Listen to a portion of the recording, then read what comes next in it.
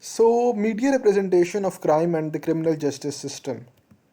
Right, so let's just go over why media actually matters in criminology. Starting off with media. So, TV news, social media, films, dramas is the primary source through which people learn about crime.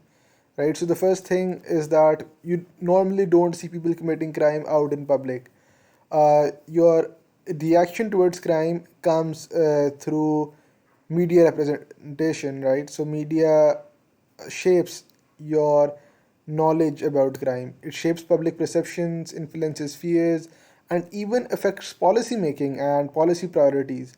So, the key idea is that media will shape your perception, which will lead to public pressure, in which, and then policymakers will obviously make a policy that mitigates that public pressure. So, how does media actually represent crime? Right. So first off, it over represents violent crime. So news medias usually just exaggerate murder, robbery, rape, child abuse, terrorism. Despite these being a small percentage of total crime, this create what is known as a mean world syndrome, according to Gerbner. People believe society is more dangerous than it actually is. So next up is sensationalism and crime dramatization. Media exaggerate suspects' background, noise chase narratives, graphic crime details, and breaking news culture. The purpose for this is simple. We need more ratings, but the impact is the spread of fear, panic, and misinformation. Stereotypes and bias. So, media continues to depict youth from lower income groups as criminals, women as the only victims, they rarely show female offenders, minorities as crime prone, right? Afghans or US, in the US, you can look at, immigrants. Uh, Police as either corrupt villains or heroic saviors, not just people who are just doing their job. These are just some stereotypes, right?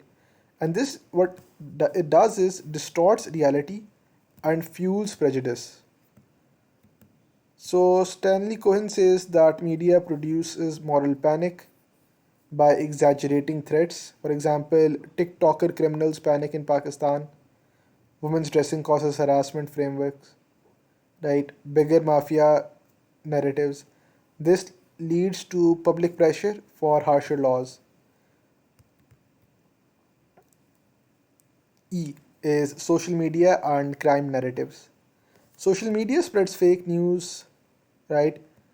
Rumors, hate speech, viral scandals, misinformation about crimes and suspects. And the algorithm basically creates echo chambers that amplifies these crime stories. So that was it for what we covered, which was how media represents crime. So what we got was that media basically over exaggerates all of the crime that occurs, and that creates fear and panic within the people, distorts reality. So media creates its own reality, right? So again, a postmodernist framework and constructivist approach can be applied. Noam Chomsky is one person who wrote Manufacturing Consent, and he has great work on how media shapes the public perception. So Noam Chomsky is a person you can quote if the question ever comes arises, right? And you guys can probably just go and look up Noam Chomsky, who he is and what he wrote.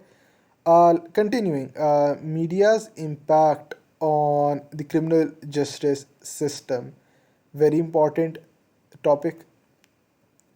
So number one we have is trial by media. So before courts decide the result of an actual court case, media decides the guilt. The result is that there's pressure on judges and police. There is violations of due process. For example, celebrities falsely accused, Zahir Jafar, motorway incident. What these does is that It really just adds bias into the investigative process. The police media relationship. Police uses media for press conferences, reputation building, crime mapping awareness, and counter terror narratives. But this can also lead to a leak of selective information and unverified accusations. It leads to a public fear of crime, which is a good thing. Pakistan shows rising fear because of increased reporting, viral videos, sensational headlines. Fear affects the nighttime economy, women's mobility, tourism, community trust. So, just some theoretical lens that we can apply over here, which is viewers believe the world is more dangerous. Cultivation theory, framing theory, media frames the shape of interpretation of events. Agenda setting theory, media decides which crime matters most. Moral panic theory, Cohen exaggerates the threat shaped by public policy. And lastly, just a summary of what we went through. Media exaggerates violent crime, creates stereotypes, and influences public fear. It shapes policing priorities and can lead to moral panics, bias, and trial by media. A responsible media must follow ethical reporting, avoid sensationalism, and support evidence based crime understanding. So, I guess just recouping what we talked about in this very important topic is first that media shapes public perceptions, that much is clear, influences fears, and affects policy making, right? So, media, perception, public policy, public pressure leads to policy, and then policing behavior. What media does is overrepresents violent crime, right? Leads to mean world syndrome. Sensationalism and crime dramatization leads to high level of fear, panic, and misinformation. Stereotypes such as creates an us versus them mentality, which is a book that was written by Ian Bremmer, Us versus Them, that talks about how uh, stereotyping leads to polarization in society and creates an in group versus out group mentality, which basically states that it basically just it creates divisions in society, right? So, Moral Panic by Stanley Cohen is something, right? It's a theory which states that the